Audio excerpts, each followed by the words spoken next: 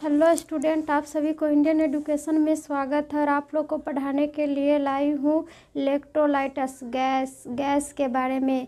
और ब्लड में गैस इलेक्ट्रोलाइटस क्या है, तो आप सभी देखिए। पहले वीडियो को देखने से पहले लाइक और सब्सक्राइब जरूर कीजिएगा। पैथोलॉजी में पढ़ना है क्या, तो ब्लड गैस एंड इलेक्ट्रोलाइटस। रक्त में गैस तथा इलेक्ट्रोलाइटस। रक्त में गैस का पता करने के लिए निम्न कारण है। रक्त में गैस के पता करने के लिए क्या है, तो निम्न कारण है, बहुत कारण हो सकते हैं। तो ब्लड में गैस को पता करने के लिए जब पहला नंबर क्या है, तो जब फेफड़ा में ऑक्सीकरण की पर्याप्तता का अध्ययन करना आवश्यक होता है।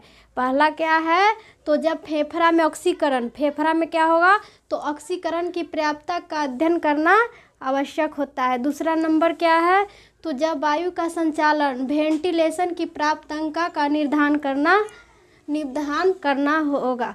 तीसरा नंबर क्या है, तो रक्त में पीएच का निर्धारण करना। तीसरा नंबर क्या है, तो रक्त पीएच का निर्धारण करना। रक्त में अम्लता, रक्त में क्या होगा, तो अम्लता बढ़ जाने से अम्ल रक्तता हो जाता है। रक्त में अम्ल को बढ़ जाने से क्या हो जाता है, रक्त में अम्लता बढ़ जाने से अम्ल रक्तता एसिडीमिया हो जाता है। क्या होता है, रक्त में अम्लता को बढ़ जाने से अम्ल रक्तता एसिडीमिया हो जाती है। क्षार को बढ़ जाने से क्या होगा, तो क्षार को बढ़ जाने से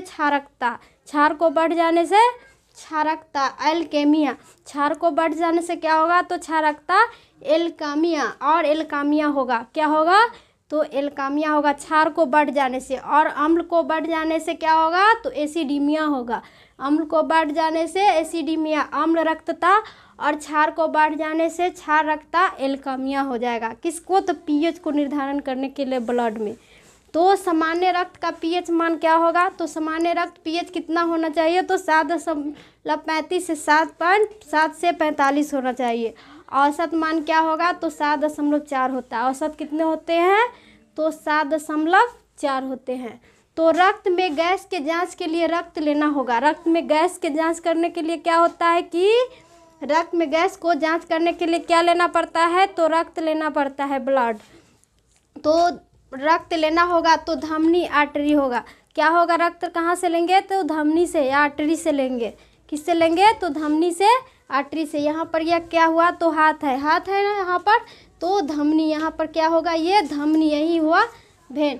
हाथ को चित करके जो भेन दिखलाई देगा, हाथ है ऐसे, हाथ को चित करके जो दिखाई देगा उसमें क्या होगा, तो भेन दिखलाई देगा। यह धमनी है, यह क्या होगा, तो धमनी है। यह क्या है, हाथ को चित करने पर जो भेन दिखलाई देगा वो क्या है, तो धमनी है। इसको क्या कहेंगे, तो आर्टरी कहेंगे। क्या कहेंगे, आर्टरी। हाथ को चित करके जो भेन दिखलाई देगा यह धमनी है। यह क्या है, तो धमनी है।